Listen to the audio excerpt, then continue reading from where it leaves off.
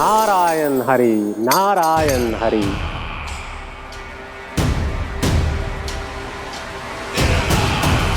प्रणाम देवर्षि। किस योजना में कितना लाभ है और कितनी हानि, यह आंकलन करते करते थक गए होंगे मथुरा नरेश। देवर्षि, आज मेरा ध्यान कैसे आ गया आपको? आप तो सदैव ही मेरे ध्यान में रहते हैं महाराज कंस। सत्य तो यह है कि मथुरा में जो भी हो रहा है मुझसे छिपा हुआ नहीं है। मैं जानता हूं कि आप किसी भी असुर को वृंदावन क्यों ना भेजें, और वो असुर कितना भी शक्तिशाली क्यों ना हो, कृष्ण का सामना नहीं कर पाता। या तो पराजय स्वीकार करके आपके पास लौट आता है, या तो फिर वीर गति को प्राप्त हो जाता है।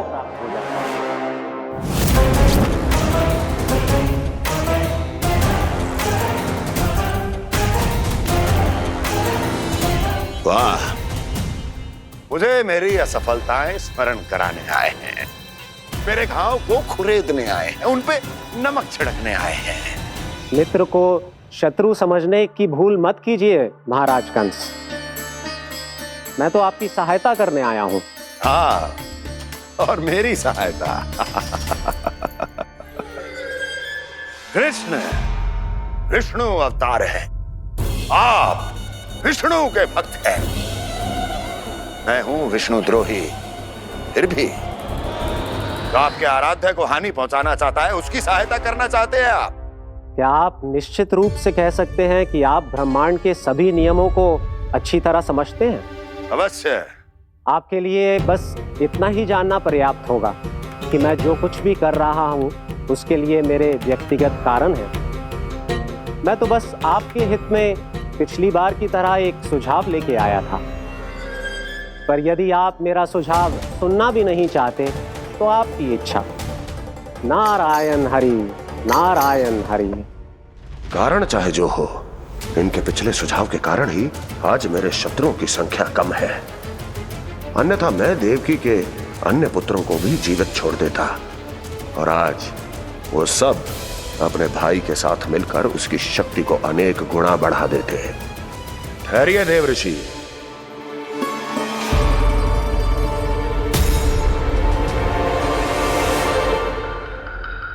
बताइए, क्या सुझाव है आपके पास?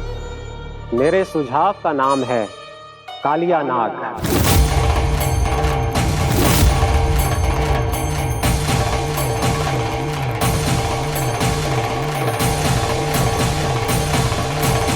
उसके विषय में मैं जानता हूं देवर्षि।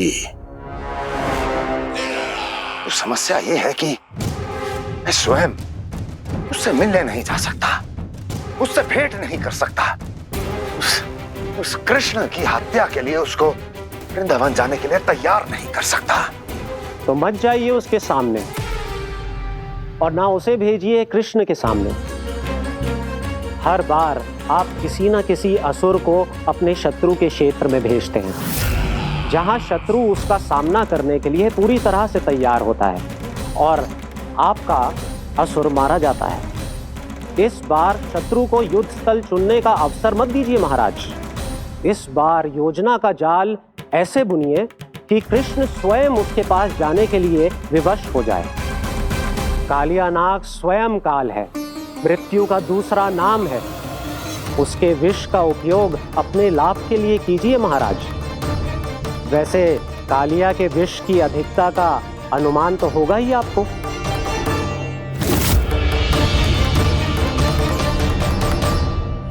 एक बार जो उसके क्षेत्र में पहुंच गया, फिर उसके विष से बचना असंभव है। उचित सुझाव है देवर्षि, उचित सुझाव है। देवर्षि, उस छलिया विष्णु की भक्ति करते करते आप भी उसके रंग ढंग सीख गए हैं। उचित है, उचित है।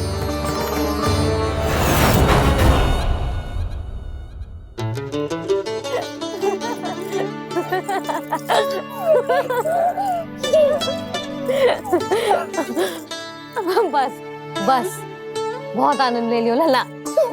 बस अब दूध पी ले। ठहर ठहर, गरम है। जी ले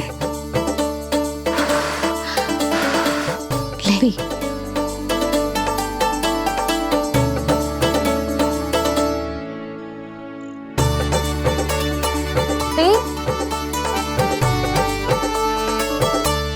मैं ना होती तो ना जाने क्या होता तेरा।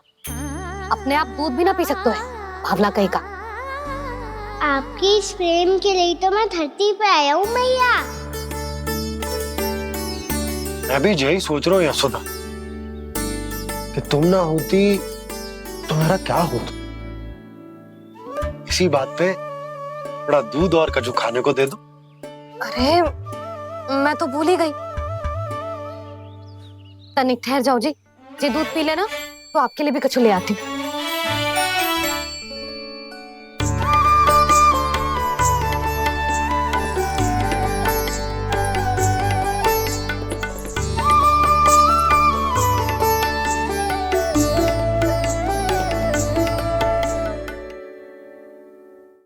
प्रणाम महाराज। आपकी आज्ञा के अनुसार बिल्कुल वैसा ही पत्र तैयार किया है जैसा आप चाहते थे।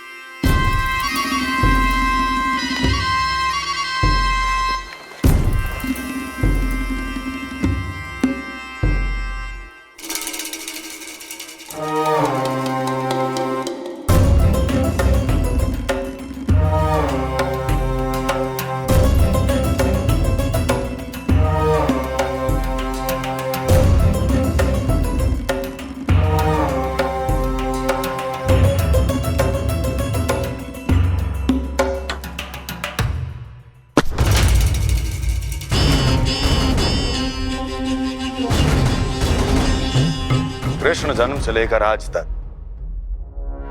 ये मेरी सबसे महत्वपूर्ण योजना है। इसका सफल होना निश्चित है दूत, किंतु केवल वही करना जैसा मैंने कहा है। जाओ।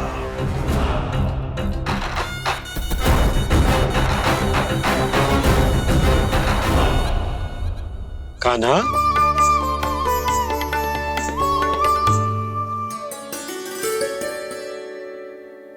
क्या होगा? बाबा मैं चाहता हूँ कि मैया की स्वमता क्रिस्टल फ्रेम की वर्षा मुझ पे सरतेव ऐसे होते रहे। वो तो होती रहेगी लल्ला। अपने लल्ला के लिए किसी मैया का प्रेम कभी कम हो सकता है भला? नंदराज, वो मथुरा से एक दूत आयो है महाराज कंस का राजपत्र लेके।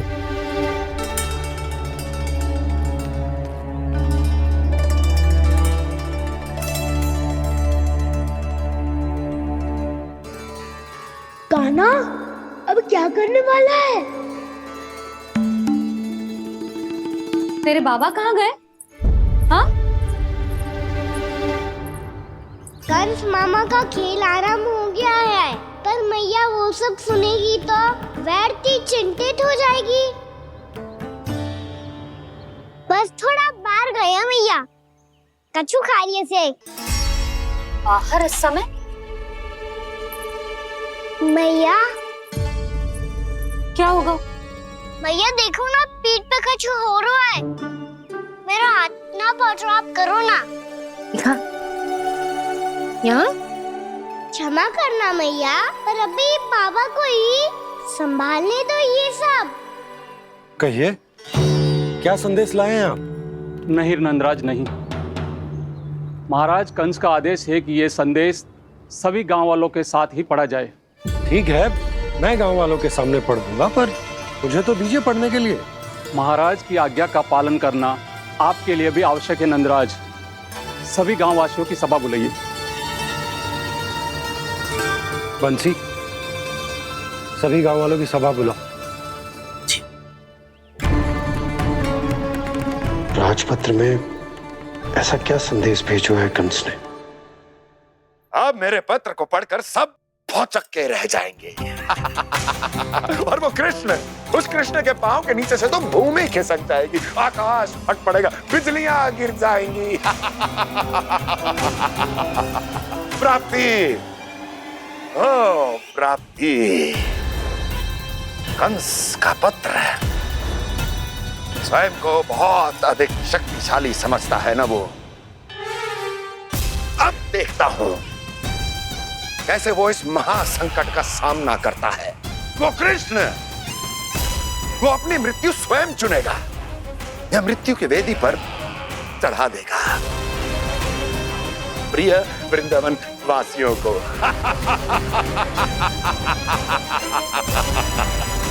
अब आएगा आनंद प्राप्ति, अब आएगा आनंद।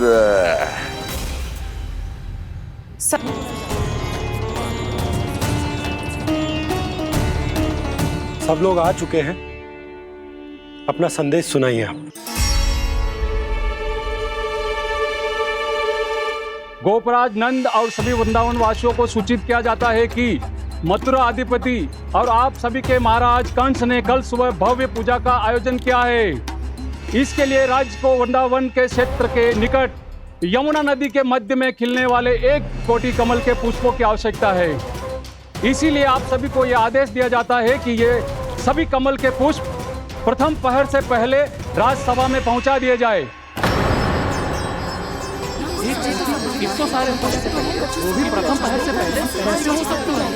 यदि आप ऐसा करने में असफल रहे तो इसे राज आज्ञा का उल्लंघन माना जाएगा और राजद्रोह के आरोप में आप सभी को कड़े से कड़ा दंड दिया जाएगा। स्मरण रहे, यदि कल की पूजा में इन 1 कोटि कमल के पुष्पों का ना पहुंचने के कारण कोई व्यवधान आया तो समस्त वृंदावन वासियों को दोषी माना जाएगा और पूरे गांव को निवासियों सहित धूल में मिला दिया जाएगा। कल प्रथम पहर तक का ही समय है आप सबके पास।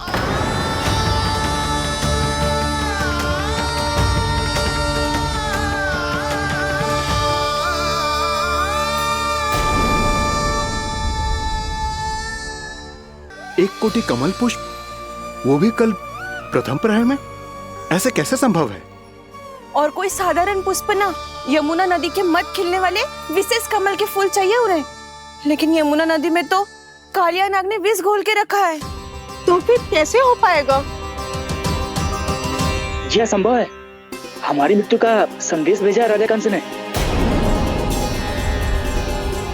सदैव की भांति इस समस्या पर भी गांव के बड़े ही विचार करेंगे। बालकों का यहाँ होना उचित ना है।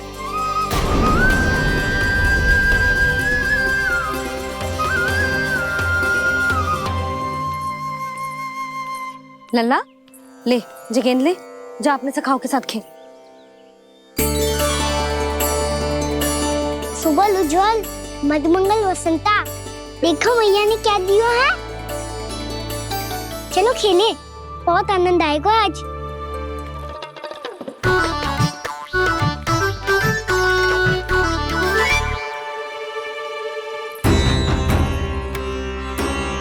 भानु, बंसी, जाओ और शीघ्र ही वो घेरे का कार्य समाप्त करो।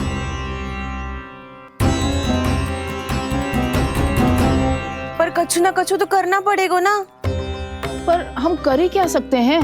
पुष्प लाने को और कोई उपाय है भी तो ना। मैं चला जाऊंगा जमुना जी में।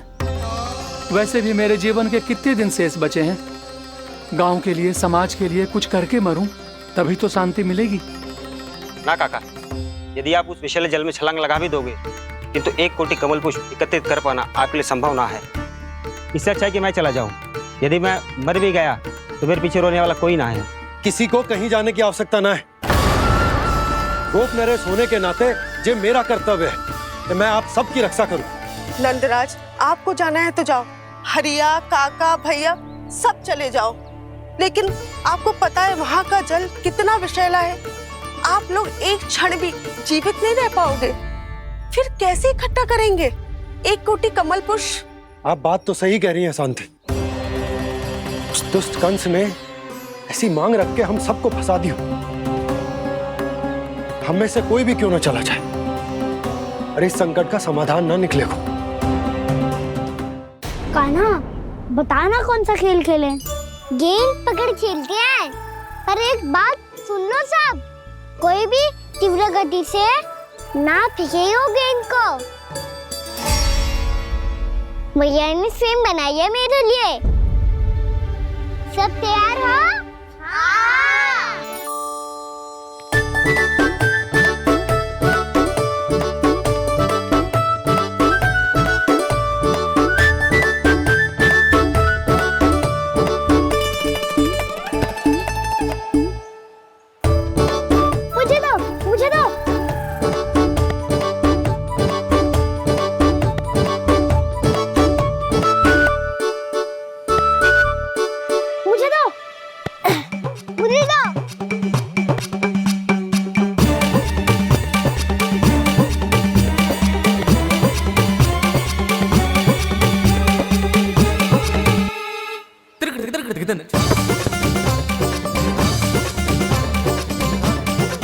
कान्हा, इतनी धीरे से फेंकेगो तो कैसे आनंद आएगो? थोड़ा बल लगा के फेंक। हाँ कान्हा, हम अभी बड़े हो गए हैं, तू अब भी छोटे बालकों की तरह फेंक रहे है।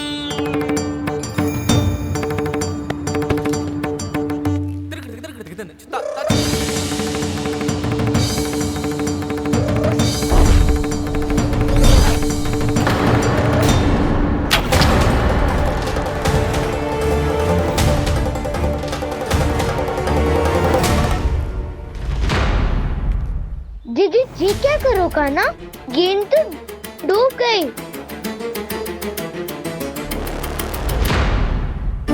अच्छा, तो ये सब इसकी योजना का भाग था ताकि ये कालिया का सामना कर पाए। तुम सबने तो कही थी तीव्र गति से फेंको, देखो फिकवा दी ना मेरी गेम मुझसे नदी में। अब मुझे जाके लानी पड़ेगी। रुक जा कान्हा, रुक जा कान्हा। जी क्या बोल रहे थे कान्हा? इसमें तो बहुत संकट है। कोई भी संकट मेरी मैया का उपहार खोने से बड़ा ना है। बहुत प्रेम से बना के उन्होंने दी थी। हे नारायण, कोई उपाय समझ में ना आ रहा है। मैया, हम कैसे करेंगे हम अपने गांव की रक्षा? कीड़े पड़ेंगे उस दुष्ट को। यदि उसके कारण किसी के प्राण चले गए तो कौन सा फल मिलेगा उसे इस पूजा का? तुम सही कह रही हो यशोदा। हमारे पास कोई और दूसरा विकल्प भी तो ना है। यदि हमने मथुरा की राज आज्ञा का पालन ना किया तो इसका दुष्परिणाम पूरे गांव को भुगतना पड़ेगा।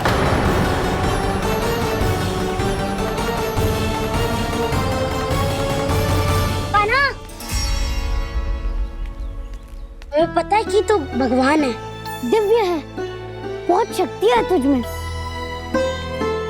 पर फिर भी हम तुझे विषैले जल में ना जाने दे सकते। कुछ होगा तो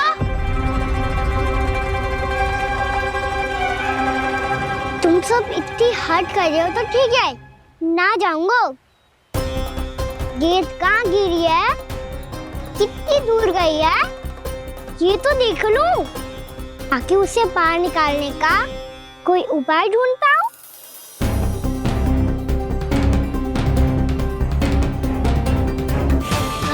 हाँ।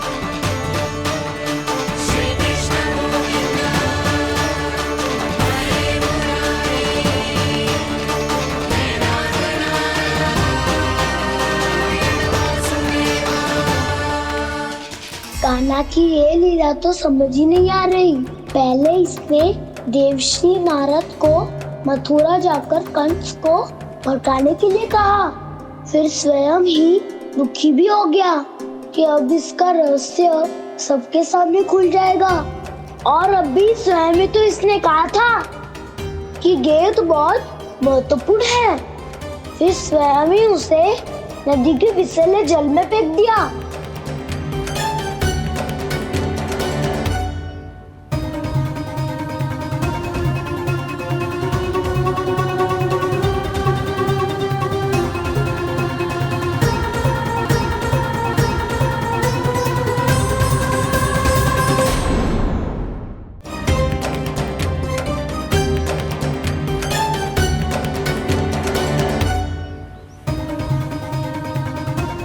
कान्हा, तू ऊपर क्यों चढ़ रहा है? अरे ऊंचाई से देखूंगा तभी तो गेंद दिखेगी।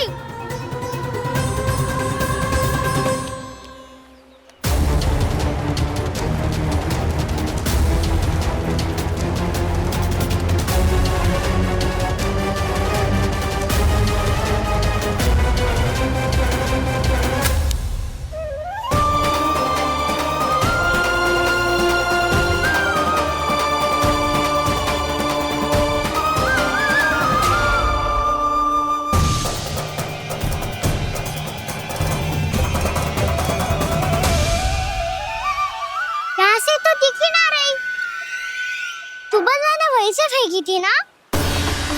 ना वहां से फेंकी थी। कहाँ से? नहीं कहना वहां से। समझ में आ रहा? ठीक ठीक बताना कहाँ से फेंकी थी।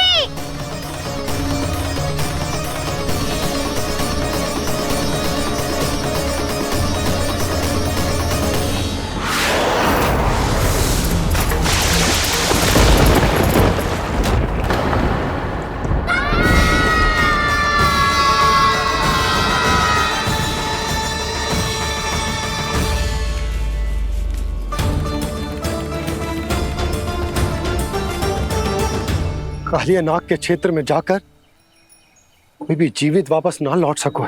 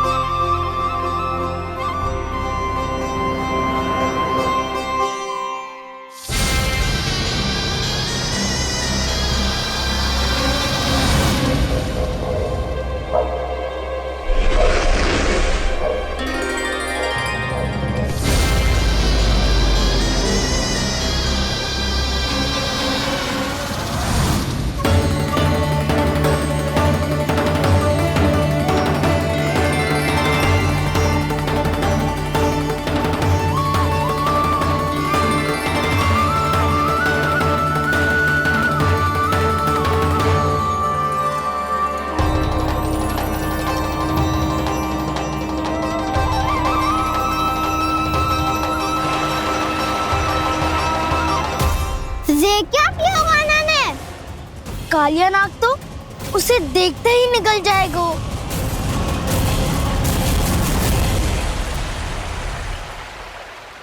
तो आरंभ से अब तक सब कुछ उसकी लीला का ही भाग था।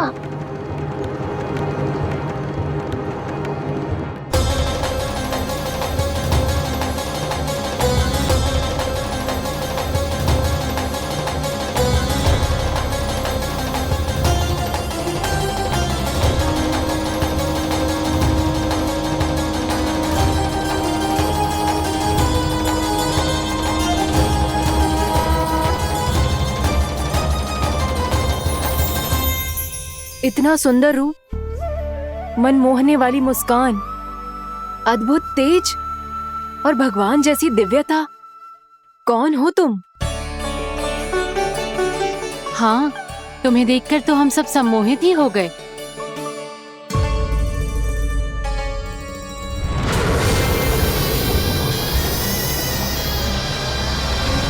तुम जो भी हो बालक, वापस लौट जाओ। हमारा हृदय तुम्हें ही देखते रहना चाहता है, किंतु यदि हमारे पति जाग गए तो तुम्हें अवश्य हानि पहुंचाएंगे। ये बहुत विषैले है बालक, कालकोट जैसे भयानक। इनके विष से तुम नहीं बच सकोगे। नंदराज,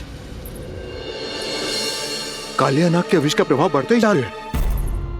पहले 8 कोस तक उसके विष का प्रभाव था, अब तो 1 योजन से अधिक क्षेत्र में फैलो है। जल पीने के प्रयास से अनेक पशु मारे गए हैं और नदी के निकट के वृक्ष और वनस्पति सब नष्ट होने लगे।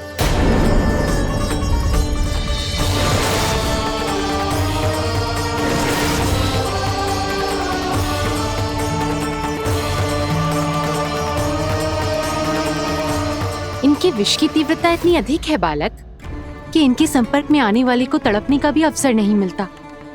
इनके विष की अग्नि क्षण भर से भी कम समय में प्राणवायु को जलाकर राख कर देती है।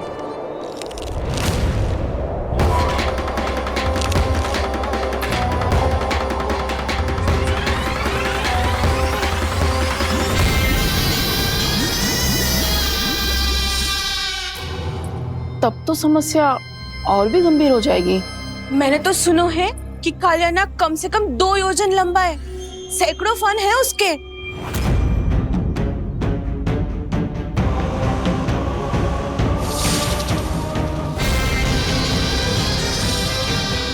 इसका अर्थ तो ये है कि हम दोनों ओर से फंस गए। एक और कंस को 1 कोटि कमल पुष्प देने जो कि कालियानाग के क्षेत्र में पड़ते हैं, और दूसरी ओर उस कालियानाग का विष यमुना जी के क्षेत्र में बढ़ता ही जा रहा। इसके कारण हम ही नहीं, निर्दोष पशु पक्षी भी संकट में। इन दोनों समस्याओं का एक ही समाधान है, उस कालियानाग का सामना करना। और ये ना समझ आ रहा कि हम ये करेंगे कैसे, क्योंकि ये बात साधारण मनुष्य के बस की ना है। हमारे लिए ये असंभव है।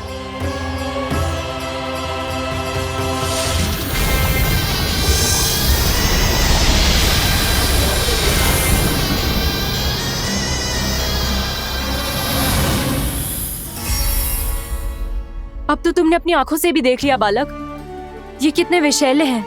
नींद में भी विष उगलते हैं। इससे पहले कि तुम्हें कुछ हो जाए, चले जाओ यहाँ से, मान लो हमारी बात। आप सब मुझे जानती भी नहीं और फिर भी मेरी इतनी चिंता कर रही हैं आप। माँ की ममता भेदभाव नहीं जानती। तुम भी किसी के पुत्र हो और हम सब भी माँ हैं। एक माँ को हर बालक में अपनी ही संतान दिखाई देती है, इसलिए हम तुमसे विनती करते हैं, वापस चले जाओ, बचा लो अपने प्राण। मेरी चिंता मत कीजिए, मुझे कुछ नहीं होगा। होगा, अनर्थ होगा यदि ये उठ गए तो।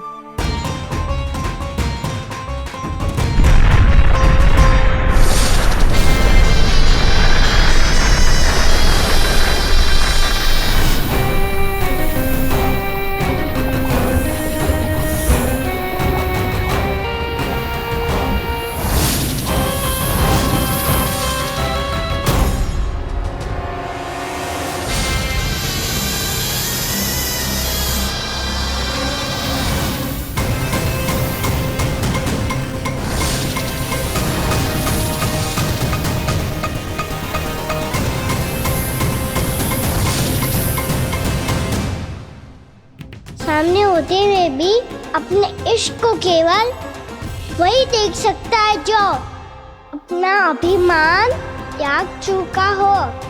पर पूर्व जन्म में मेरा भक्त होने के नाते मेरा सत्य स्वरूप देख पाने में मुझे इसकी सहायता करनी चाहिए।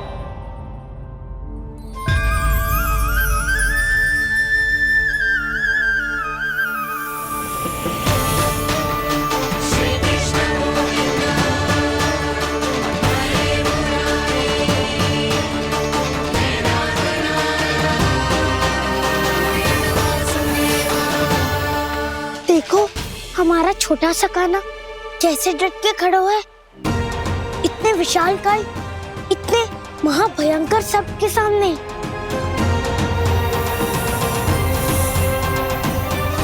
ये कोई भगवान नहीं है जो इसके सामने हाथ जोड़ रही हो तुम सब।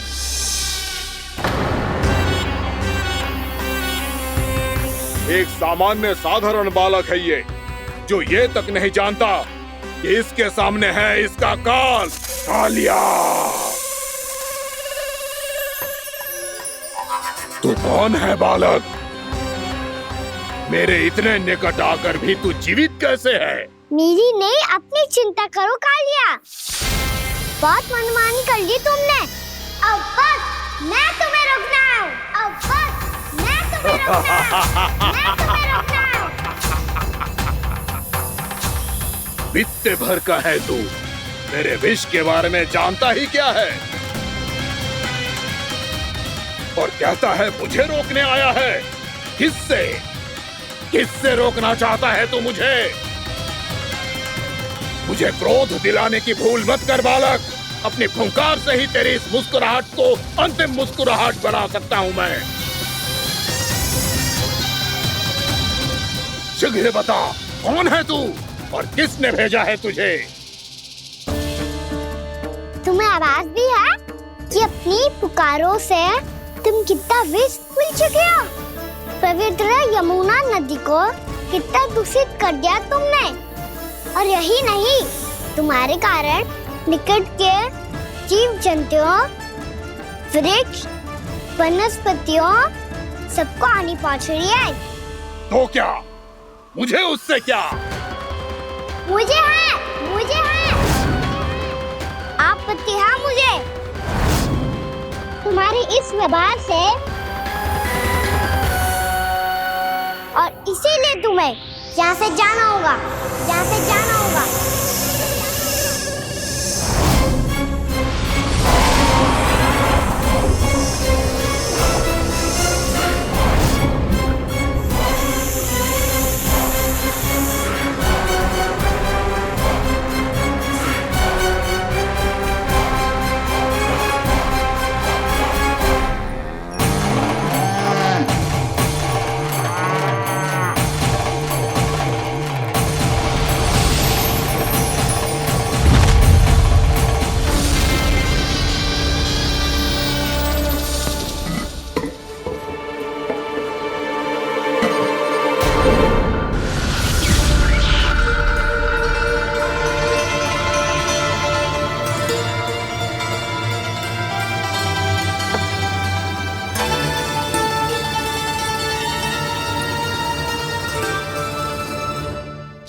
मुझे आदेश देने का साहस भी कैसे किया तूने? इस क्षेत्र को मैंने अपना राज्य बनाया है, मेरा परिवार रहता है यहाँ, और तू मुझे यहाँ से जाने के लिए कह रहा है? हाँ, क्योंकि तुम्हारे यहाँ रहने के कारण अन्य जीवों को हानि हो रही है और मैं ऐसा नहीं होने दे सकता। मैं तो बस वही कर रहा हूँ जो एक सर्प का स्वभाव है। विष फैलाना स्वाभाविक है मेरे लिए, इसलिए मुझे चुनौती मत दे बालक। चुनौती तो मैं दे चुका हूँ कालिया। अब तो बस तुम्हें स्वीकार करनी है।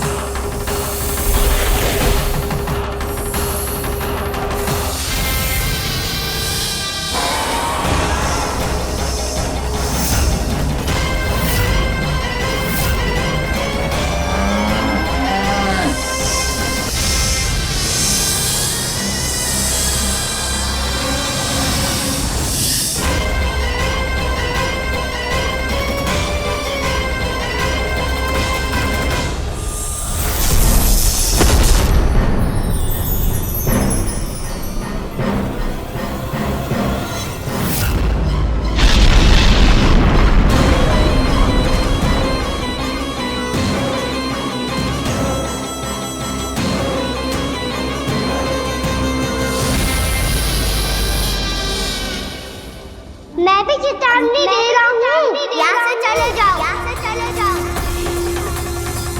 अपनी भूल को पहचानो कालिया, तुम जो कर रहे हो अनुचित है।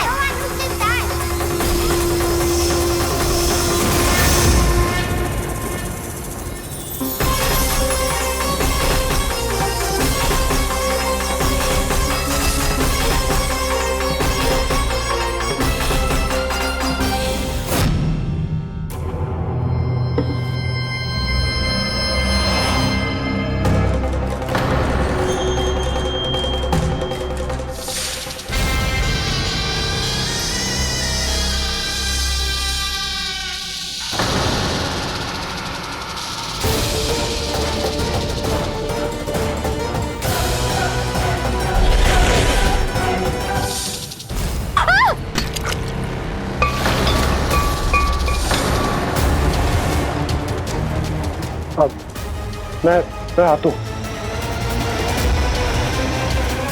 क्या हो गया सुधा?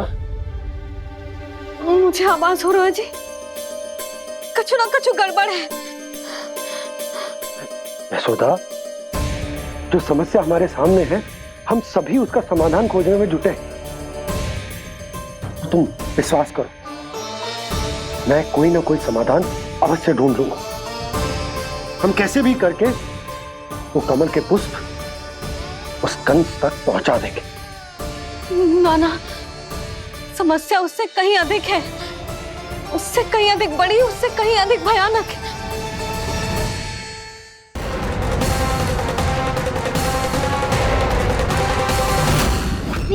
पहले बूंद से ही सबके प्राण चले जाते हैं। इसने तो विष की धारियां फेंकी है कान्हा पे। कान्हा कैसे बच्चे को अधिक विष से? इसका विष तो क्या, ये सर स्वयं भी छू तक नहीं पाएगा हमारे कान्हा को।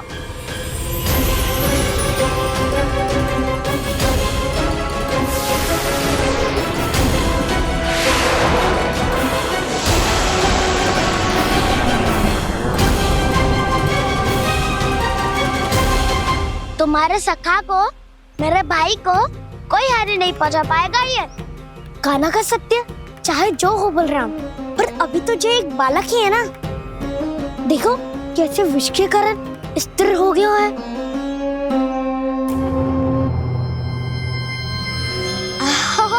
हाउ सर्फ ने कितनी आसानी से अपनी पूंछ से बांध लिया है।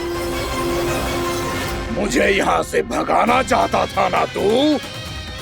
अब मैं तुझे दिखाऊंगा अपना सामर्थ्य।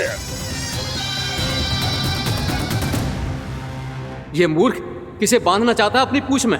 उन्हें जिनका विस्तार सारे ब्रह्मांड में है, या उन्हें जो स्वयं अनंत है? पर देवराज, प्रभु ऐसा करने ही क्यों दे रहे हैं कालिया को? आप सब भूल रहे हैं देवगण। कालिया पूर्व जन्म में प्रभु का बहुत बड़ा भक्त था। उसी भक्ति का फल मिल रहा है अब इसे। वैसे भी भक्तों के मन का भाव सबल हो तो भगवान तो सहज ही बंध जाते हैं।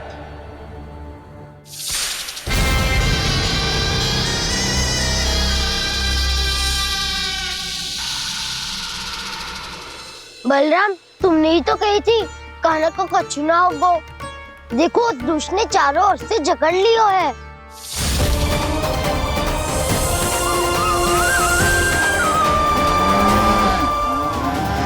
ये क्या कह रही हो तुम? जसोदा जी, क्या हुआ? घबरा क्यों रही हो आप? सुलोचना, मुझे आभास हो रहा है कुछ बहुत बड़ी अनहोनी हो गई है। नंदराज, नंदराज, नंदराज!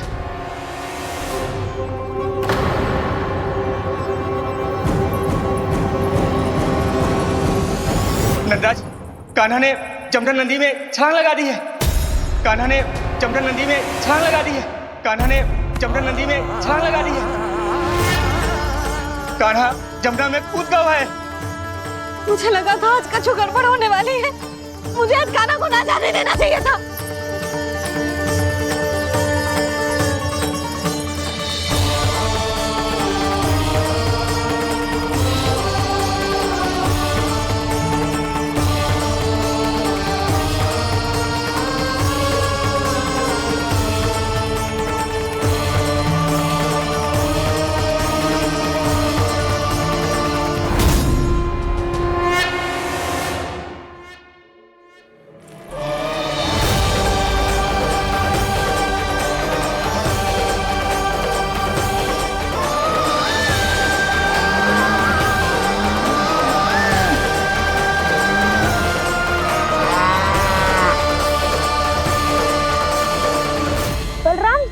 करो ना।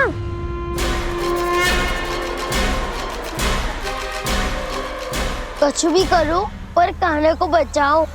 नाग बहुत भयंकर है। कान्हा अकेले ना संभाल पाएगा इसे।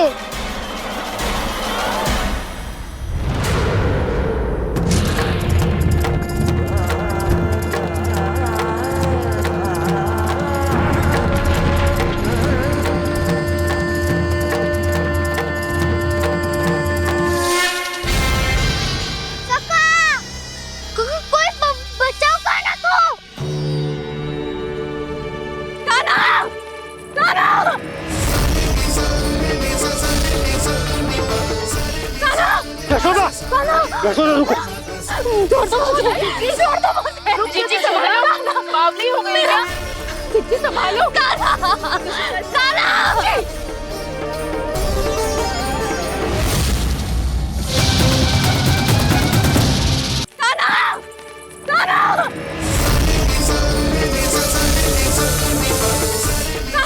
यशोदा, यशोदा रुको।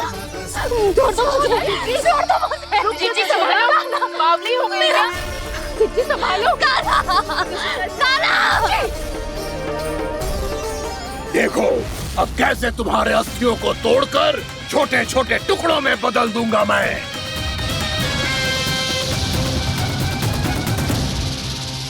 अगर आप जाओगी तो आप भी फंस जाओगी।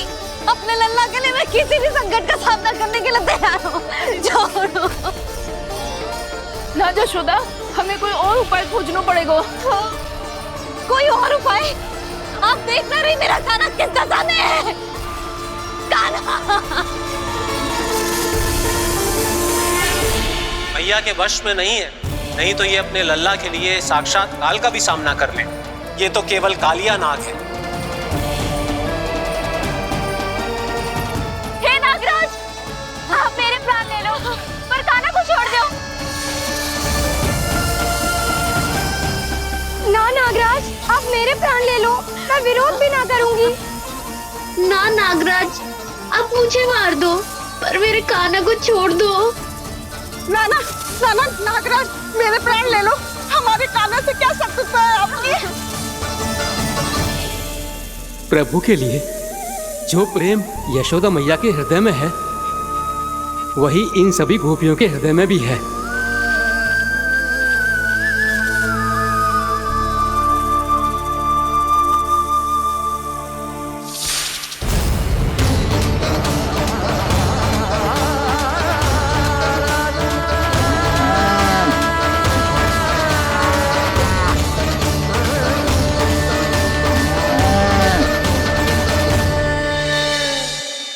यशोदा, यशोदा, देखो इन गोपियों को, इन गैयाओं को, इन सब के मन में भी तुम्हारी भांति ही ममता भरी हुई। वो सब भी कान्हा से उतना ही प्रेम और स्नेह करती है, उतनी ही ममता से भरी हुई है जितनी कि तुम। तो तुम ही सोचो, जिसके साथ इतनी ममता और इतना स्नेह, इतना प्रेम, उसका कोई क्या कर सकता है? उस काले नाग का वेश इस सब आशीर्वादों के सामने कछु न है। कछु करो जी। उसे बोलो वो मेरे प्राण ले ले, मेरे काना को छोड़ दे। यशोदा,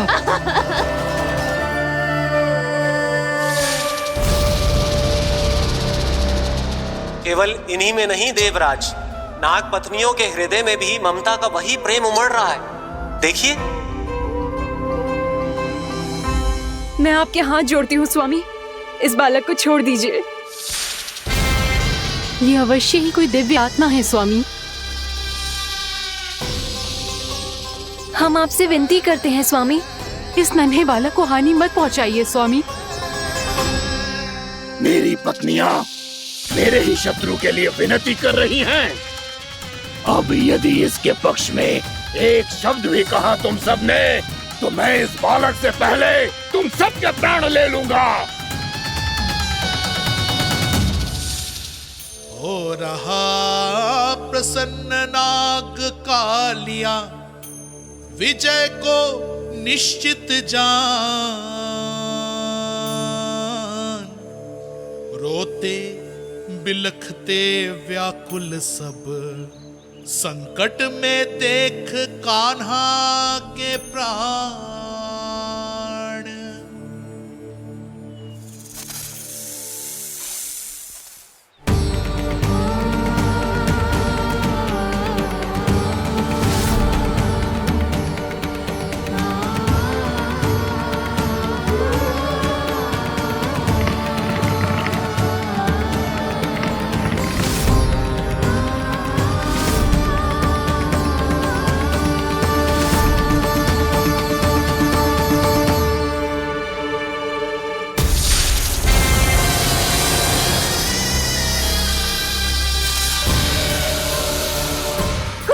जी, मेरे लल्ला को बचा लो, कोई तो कुछ करो।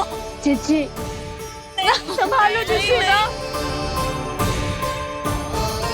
यशोदा, यशोदा तुम शांत हो जाओ, मैं कान्हा को वापस लेकर आऊंगा। मैं रक्षा करूंगा उसकी। ना नंदराज, कान्हा, नंदराज नहीं, कम से कम आप तो समझो नंदराज, कालिया के पास आप जाओगे तो आप भी फंस जाओगे।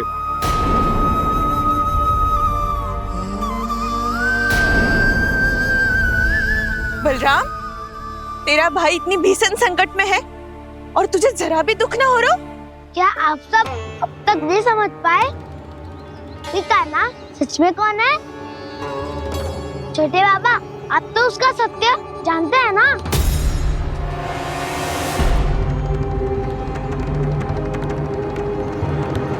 मानता हूँ कि आप सब कान्हा के रहस्य के बारे में नहीं जानते, पर क्या उसके जन्म से आज तक घटी एक से बढ़कर एक विचित्र घटनाओं को भी भूल गए हैं आप सब? भूल गए हैं कि कैसी पूतना जैसी राक्षसी उसका कुछ बिगाड़ नहीं पाई, कैसे तरनावती जैसा भयानक राक्षस उसे एक खरोच भी नहीं दे पाया था।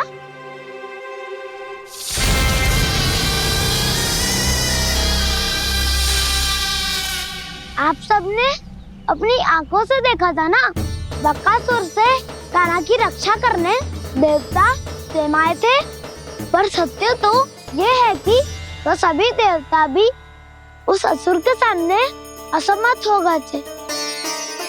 तब कान्हा ने बहुत ही आसानी से उस भयंकर असुर का वध किया था, एक ही बार में धराशायी कर दिया था उसे। तो आप सभी सोचिए, बार बार ऐसे असाधारण कार्य करने वाला बालक साधारण कैसे हो सकता है? अब तो आरंभ से ही सारा सत्य जानते हैं छोटे बाबा। रहस्य छुपाने में सदैव कान्हा की सहायता करते आए हैं आप, और आज आप स्वयं ही उसके सत्य को भूल रहे हैं।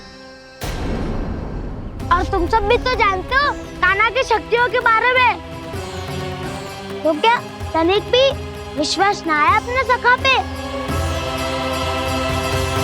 बलराम, जे तू क्या कह रहा है? मैंने जो कहा उसका एक एक शब्द सत्य है छोटी माँ। यदि प्रभु की इच्छा हुई तभी कुछ ही क्षणों में सब कुछ अपनी आंखों से स्वयं अनुभव कर लेंगे आप।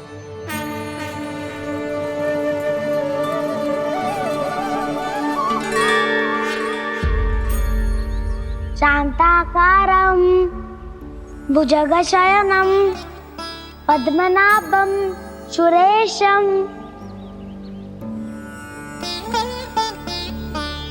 विश्वाधारं गगनसदृशं मेघवर्णं शुभांगं लक्ष्मीकान्तं कमलनयनं योगी वीरध्यानगम्यम्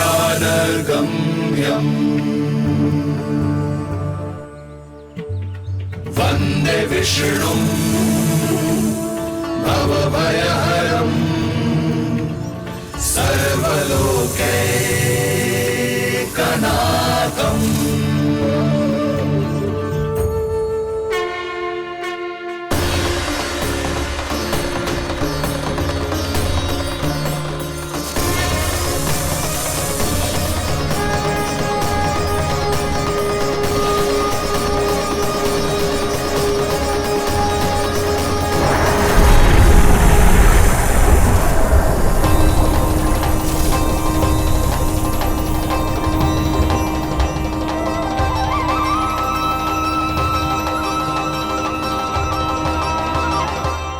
तुझे क्या लगता है बालक कि तू मेरी जगत से निकल गया तो अब बच जाएगा तू?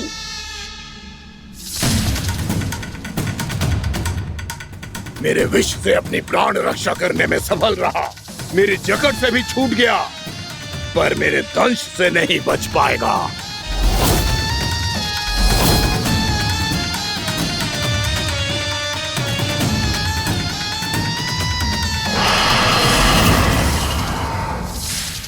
अब भय से भाग रहा है, पर मैं तुझे मृत्यु देकर रहूंगा।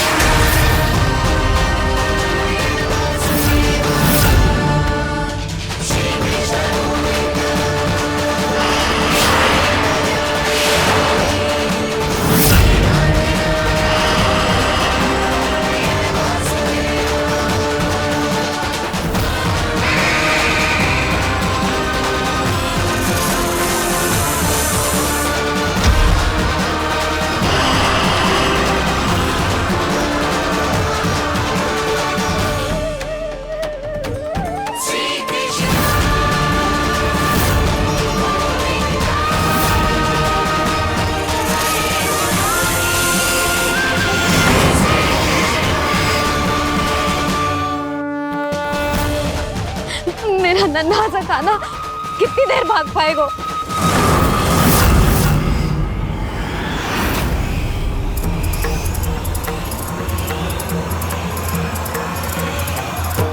और कितनी प्रतीक्षा करोगे मेरी भक्त कालिया?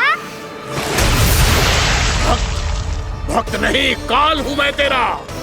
जब अहंकार का मुकुट बुद्धि को ढक लेता है तो भक्त अपने भगवान को भी नहीं पहचान पाता। व्यर्थ की पहेली में मत उलझा बालक। ना मैं भक्त हूँ और ना तू भगवान।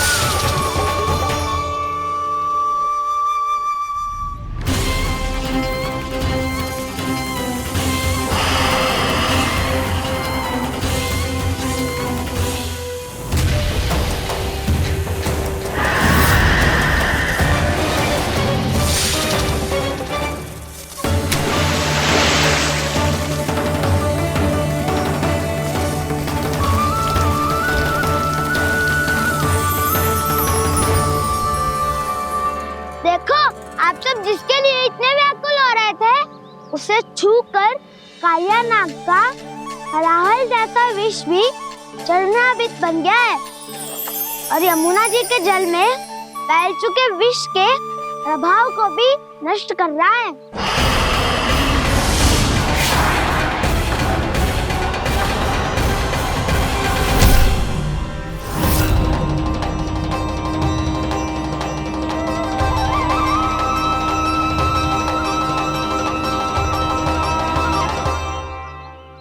धर्म रक्षक अधर्म विनाशक प्रभु श्री कृष्ण का कौशल सचमुच अद्वितीय है। नारायण नारायण।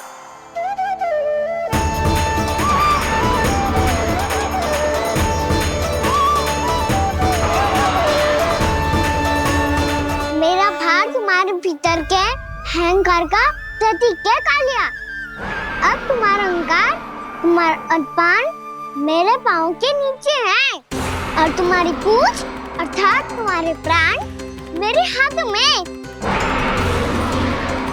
अब तुम क्या करोगे भक्त?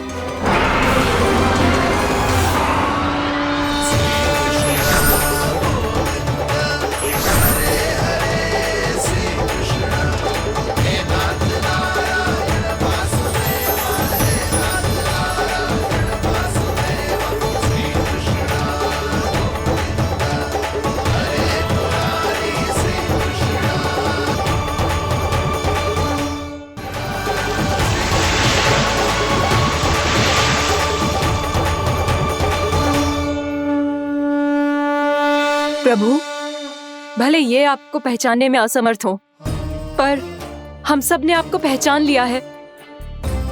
हाँ प्रभु, एक भक्त होने के नाते और एक अर्धांगिनी और माँ होने के नाते मैं आपसे इनके प्राणों की भिक्षा मांगती हूँ। अपनी कृपा दिखाइए और इन्हें क्षमा कर दीजिए। आपके लिए मित्र और शत्रु में कोई अंतर नहीं प्रभु। उसी तरह आपकी कृपा और दंड में भी कोई अंतर नहीं। दोनों दया ही तो हैं, अकारण ही किसी को प्राप्त नहीं होती। हमें विश्वास है कि हमारे पति को मिला ये दंड कोई अभिशाप नहीं है, आपका वरदान है। ये सत्य है प्रभु कि इनसे बहुत से पाप हुए हैं। इनके विष से बहुत सारे जीव जंतु को हानि पहुंची है, पर अब आपके चरण इनके शीश पर पड़ गए हैं। ऐसी कृपा तो बड़े बड़े महान महात्माओं को भी दुर्लभ है, और इन्हें प्राप्त हुआ तो अवश्य ही ये किसी महान पुण्य का ही फल है। हे प्रभु, उन्हीं पुण्य कर्मों की शक्ति का आह्वान कर मैं आपसे विनती करती हूँ, इन्हें प्राण दान दीजिए। मैं अपने इस भक्त को क्षमा अवश्य करूंगा देवियों, यदि ये अपने अहंकार को त्याग कर मुझे पहचान ले तो।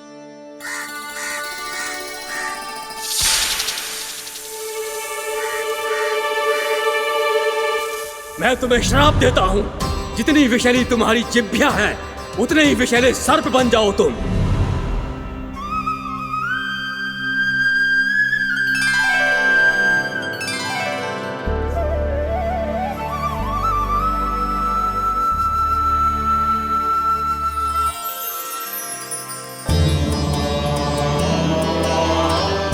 नारायण, मुझे क्षमा कीजिए नारायण। मैं तो आपका परम भक्त था, किंतु मैं आपको पहचान नहीं सका। इसका दंड तो मुझे मिलना ही था, किंतु मैं अब प्रायश्चित करना चाहता हूं। इसके लिए यदि आप मेरे प्राण भी ले लेंगे तो भी मुझे कोई दुख नहीं होगा। मैं अपना जीवन, मृत्यु और अपना अस्तित्व सब कुछ आपको समर्पित करता हूं। तुम्हें तुम्हारी क्रोध के कारण श्राप मिला, जिसे विशाल सर्प के रूप में तुम्हारा जन्म हुआ, और सर्प का तो स्वभाव है विष फैलाना। इसीलिए तुम्हें दंड नहीं दूंगा मैं, सिर्फ सभी अपराधों का पश्चाताप कर लिया, इसीलिए मैं तुम्हें क्षमा करता हूँ कालिया।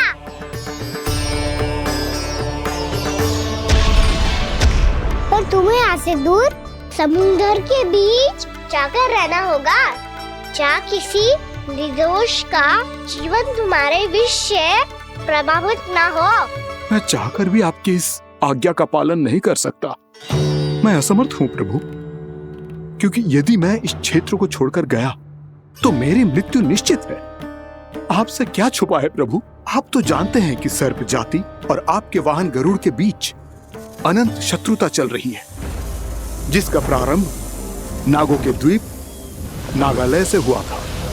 उस द्वीप पर छोटे जीवों को निगल जाने के लिए सर्प थे, और गरुड़ को सर्पों का स्वाद बहुत प्रिय था, इसलिए वो बार बार नागद्वीप जाने लगा था। पर इस कारण पूरी सर्प जाति उससे आतंकित हो गई थी, इसलिए जब भी गरुड़ वहां पहुंचता तो सभी सर्प छिपने लगते। जब गरुड़ को इसका आभास हुआ तो उसे बड़ा क्रोध आया, और वो उत्तेजना में भरकर सर्पों का शिकार करने लगा।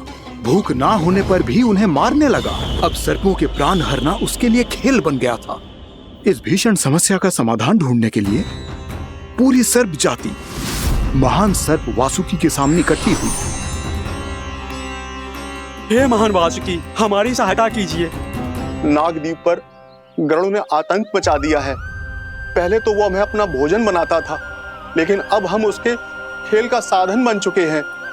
भूख हो या ना हो, जब तब आकर वो हमारे प्राण हर लेता है। अनुचित हिंसा के इस प्रथा का आरंभ सर्पों ने ही किया है। पहले आप सबने पूरे द्वीप पर अधिकार कर लिया, फिर आहार के साथ साथ आनंद के लिए भी आप सभी ने निर्दोष जीवों की हत्या की। और जब सृष्टि का संतुलन बनाए रखने के लिए गरुड़ आपको अपना आहार बनाने आया, तो आप सब अपने प्राणों की रक्षा के लिए छिपने लगे। तो फिर गरुड़ का उत्तेजित होना तो स्वाभाविक ही था। नागनाथ, जो हमने अन्य जीवों के साथ किया वही अब हमारे साथ हो रहा है, परंतु ये भी तो सृष्टि के संतुलन के विरुद्ध ही है ना? अवश्य है, इसलिए मैं गरुड़ से चर्चा करूंगा।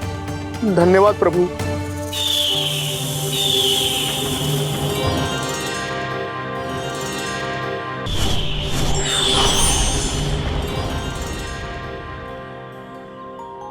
श्री नारायण के वाहन पक्षीराज गरुड़, मैं संपूर्ण सर्प जाति की ओर से आपसे एक निवेदन करने आया हूँ।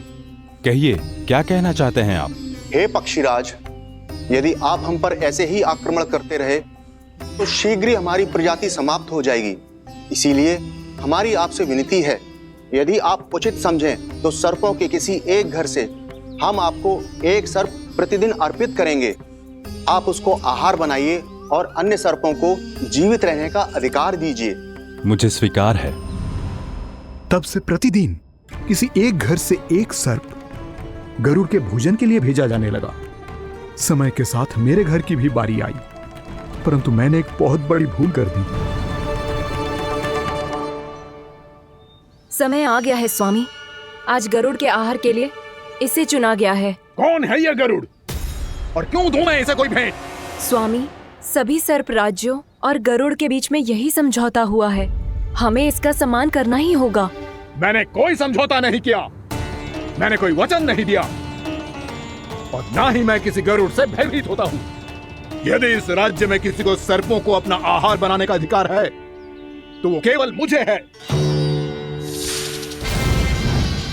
अब से गरुड़ को दी जाने वाली हर भेंट मुझे दी जाएगी, महाविषधारी महान नागराज कालिया को। यह और कुछ नहीं, मेरा अभिमान था प्रभु, और यह मेरे इस जन्म की सबसे बड़ी भूल थी, क्योंकि फिर जब गरुड़ को इस बारे में पता चला तो। कालिया, अभिमान में आकर तूने अपने काल को ललकारा है। जिस कालिया के नाम में ही काल छिपा है, तू उसे ललकारने का दुस्साहस कर रहा है गरुड़। स्वयं को भगवान विष्णु का वाहन कहता है तो वाहन का ही कर्म कर। स्मरण रख, इस धरती के सर्वश्रेष्ठ योद्धाओं के लिए भी मैं मृत्यु का दूत हूँ। विनाश काले विपरीत बुद्धि। तुझ जैसे मूर्ख सदा इस युक्ति को सार्थक करते आए हैं। अपने विनाश को आमंत्रण किया है तो अब भोग।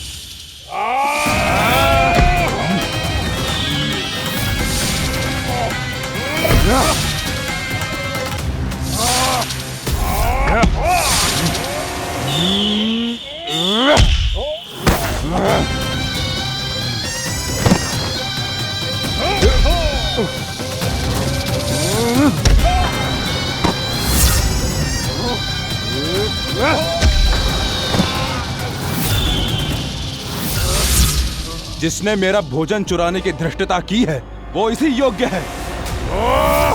तू मुझे जानता नहीं है गरुड़, मैं महाविषधारी नाग कालिया हूँ। तेरा इतना दुस्साहस कि तूने मुझ पर चरण से प्रहार किया।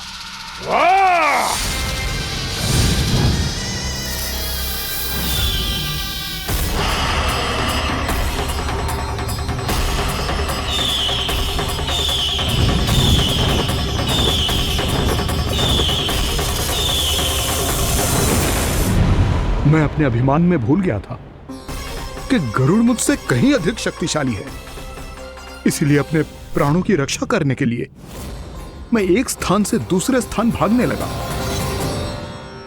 नदियां, पर्वत, यहां तक कि मैंने सागर भी लांघ डाला, पर मैं जहां भी जाता गरुड़ के रूप में मेरा काल वहीं आ जाता। इसीलिए मृत्यु की आशंका से भयभीत होकर मैं अपने बड़े भाई मां कद्रु के प्रथम पुत्र अनंत शेषनाग से राय लेने चला गया। भैया, मैं यहां आपसे आपकी सहायता लेने आया हूं। मेरी एक छोटी सी भूल के कारण यह गरुड़ मेरा पीछा कर रहा है।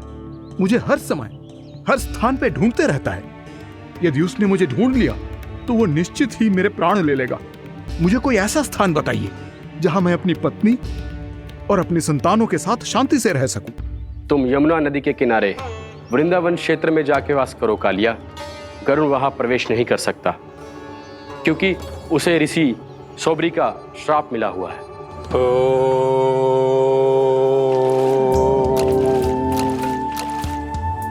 ध्यान और तपस्या का नित्य कर्म करते हुए ऋषि के मन में मछलियों के प्रति प्रेम भाव इतना बढ़ गया कि वो भूल गए सभी जीव खाद्य श्रृंखला का भाग होते हैं और मछलियां भी इस नियम की अपवाद नहीं है। उन्हें मछलियों की अटखेली इतनी अच्छी लगने लगी कि वो इस क्षेत्र के मछुआरों को भी मछली पकड़ने की अनुमति नहीं देते थे।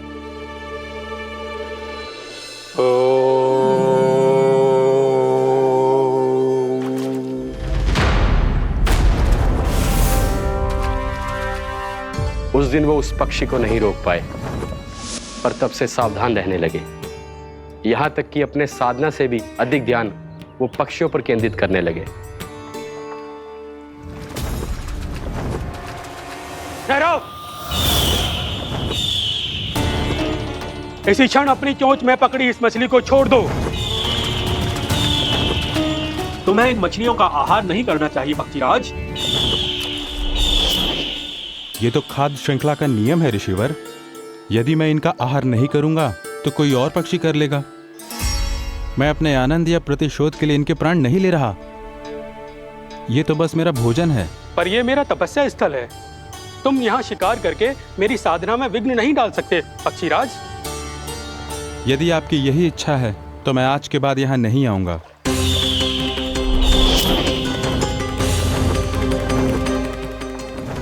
पर आज ये मछली मेरे आहार के रूप में पकड़ी जा चुकी है। मैं वचन देता हूँ ऋषिवर, इस स्थान पर यह मेरा अंतिम शिकार होगा।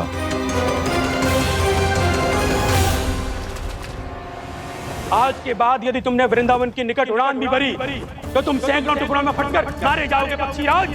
ये मेरा श्राप है।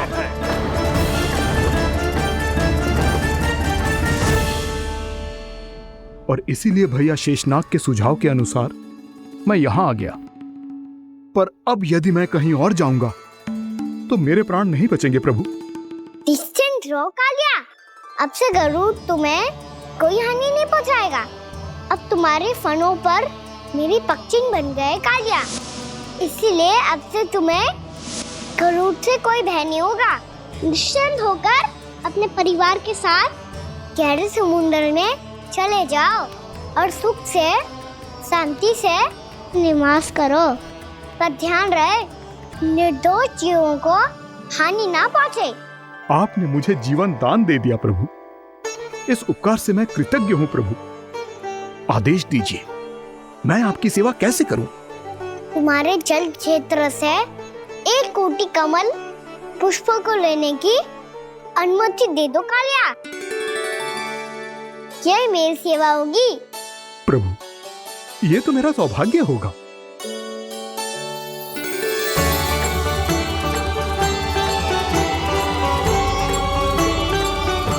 एक कोटि के स्थान पर हम 3 कोटि कमल पुष्प ले आए प्रभु। मैं तुम्हारी सेवा भाव से प्रसन्न हुआ कालिया। रमनाक द्वीप पर चले जाओ ताकि तुम्हारे कारण फिर कभी किसी निर्दोष जीव को हानि ना पहुंचे और न ही तुम्हारा विष मेरे प्रिय यमुना नदी के जल को दूषित कर पाए। मैं तुम्हें आशीर्वाद देता हूँ। आज यहाँ मेरे द्वारा तुम्हें दिए गए इस आदेश का स्मरण जो भी भक्त करेगा और प्रातः काल और संध्या काल में इसका उच्चारण करेगा, उसे फिर कभी किसी संकट से कोई भय नहीं होगा। ये स्थान अब से काला कुंड के नाम से जाना जाएगा।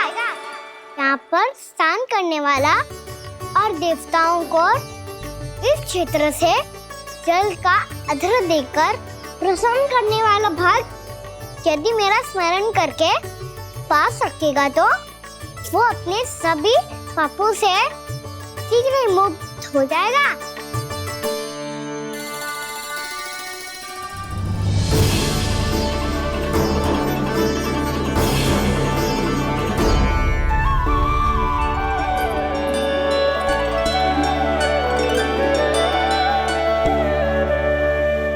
कौन है जी भगवान जिसने अभी अभी कालिया जैसे विशाल विस्तर का सामना किया? क्या एक साधारण बालक जो शीत की अधिकता से ठिठुर रहा है? क्या करूं? मैं लल्ला को ममता के आंचल में छुपा लूं या भक्त बनकर प्रभु की लीला देखती रहूं? क्या करूं मैं? कितना ठंडा था जल, बहुत सर्दी लग रही है। सर्दी से तड़पते हुए कैसे देखूं इसे? अभी जाके अपने पल्लू से सुखाती हूँ। हृदय से लगा के स्नेह की आंच दूंगी तो सर्दी पल भर में छूमंतर हो जाएगी।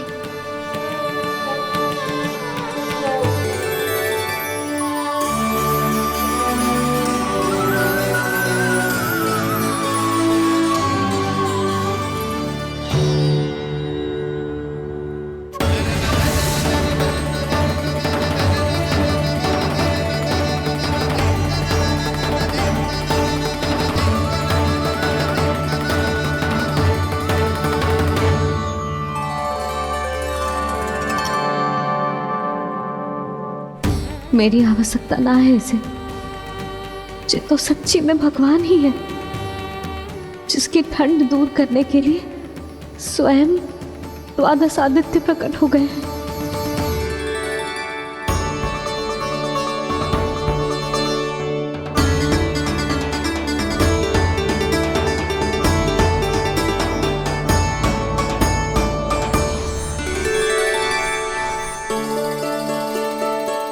ये क्या किया आपने? मैया मुझे अपने हृदय से लगाने वाली थी कि आप सब प्रकट हो गए। क्षमा कीजिए प्रभु, पर आपको भीगा हुआ देखकर, ठंड से ठिठुरता हुआ देखकर हमसे रहा नहीं गया। हम अपने वश में नहीं थे प्रभु। भक्ति से भावुक होकर हम प्रकट होने पर विवश हो गए थे। हमारी किरणें जैसे स्वयं ही फूट पड़ी और दौड़ पड़ी आपको सुखाने के लिए। मैं आपका प्रेम, आपकी भक्ति समझता हूं आदित्यगण, और इसीलिए इस समय मैं जहां खड़ा हूं, इस स्थान को द्वादश आदित्य टीला के नाम से जाना जाएगा।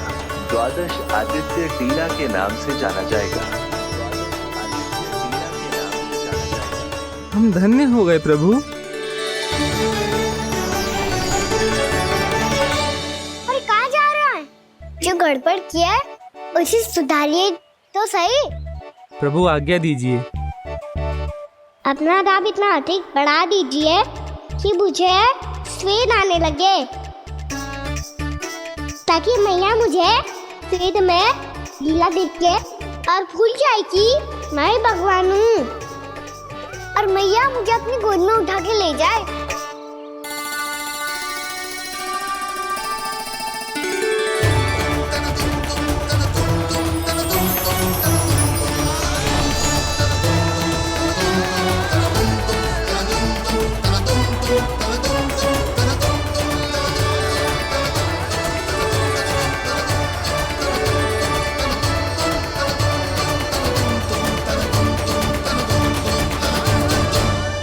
गर्मी क्यों लग रही है यहाँ?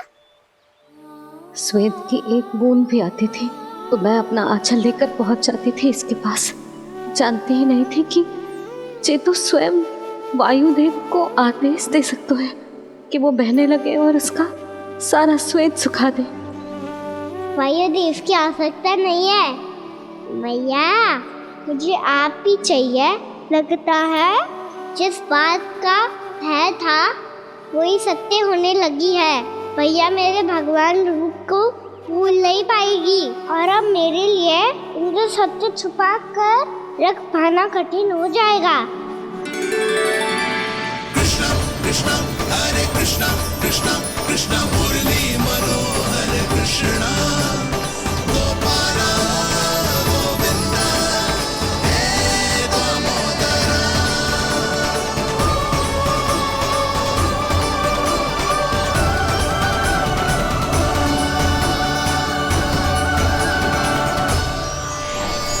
प्रभु, आपके श्वेत से बने इस प्रसंगदान सरोवर का प्रणाम स्वीकार कीजिए।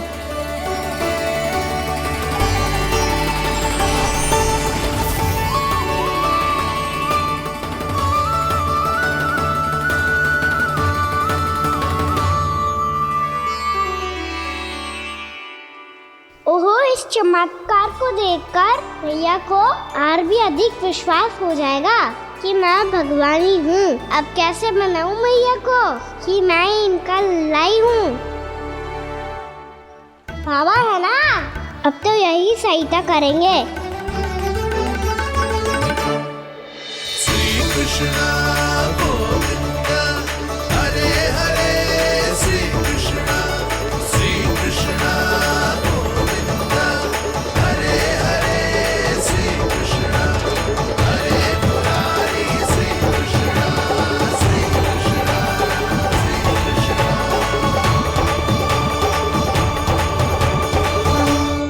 बाबा एक कोटी ना, मैंने तो 3 कोटी कमल पुष्पों का प्रबंध कर दिया है और चिंता करने की आवश्यकता ना है। 1 कोटी कमल के स्थान पर 3 कोटी कमल पुष्प मिल गए हैं। हाँ कान्हा, मैं उचित संदेश के साथ ये सारे पुष्प उस कंस के पास भिजवा दो। महाप्रक्रमी कान्हा की जय।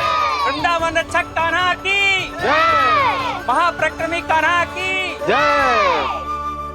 भानु जी नंदराज, बाकी गांव वालों को लेकर ये सारे पुष्प इकट्ठा करो और कंस के दरबार में पहुंचाओ। जी।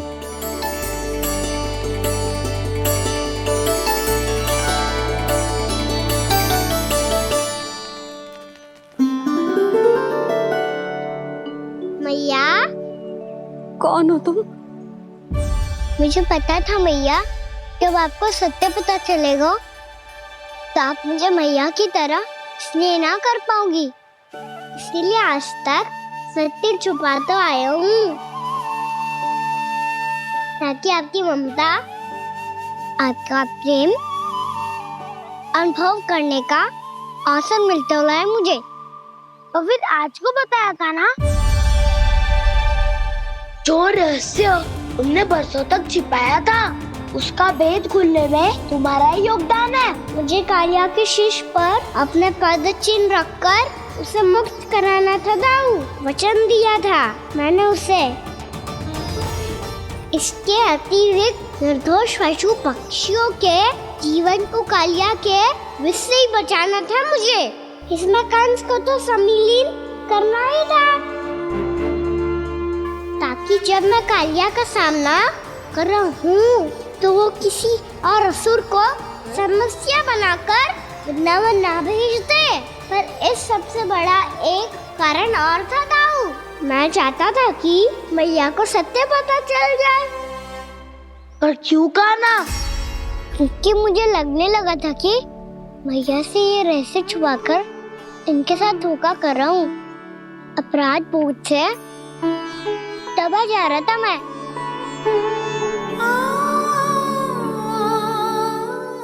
जो सत्य आपको, बाबा को, सभी को पता है, यहाँ तक कि मेरे सखा भी जानते हैं, वो सत्य मैंने मैया से छिपाया केवल इसी लोक में कि मुझे इनकी ममता प्राप्त होती रहे।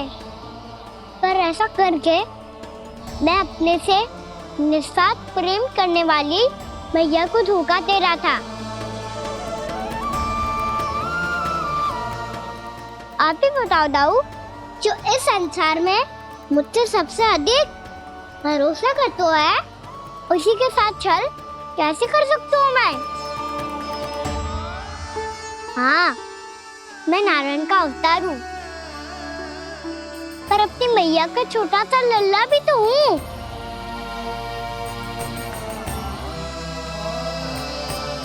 इसीलिए तो यमुना जी में छलांग लगाने का एक कारण इस गेंद को लेने जाना भी था। ने स्नेह से बनाई थी मैया ने गेंद, इसे अपने से दूर कैसे होने देता मैं? आपको आभास भी ना है मैया कि आप मेरे लिए कितने महत्वपूर्ण हो। ये सत्य है कि सभी देवता, प्रकृति, भक्त, ये सब है मेरा ध्यान रखने के लिए, मेरी सेवा करने के लिए। पर क्या इनमें से कोई भी मेरी मैया का स्थान ले सकता है? और आप भी तो यही चाहती थी कि मैं आपका लल्ला बन के आऊं, कि मैं आपका लल्ला बन के आऊं, कि मैं आपका लल्ला बन के आऊं। आज जैसे आपने मुझे अपनी गोद में लिटा रखा है, क्या कुछ ऐसा नहीं हो सकता कि शीघ्र ही मुझे आप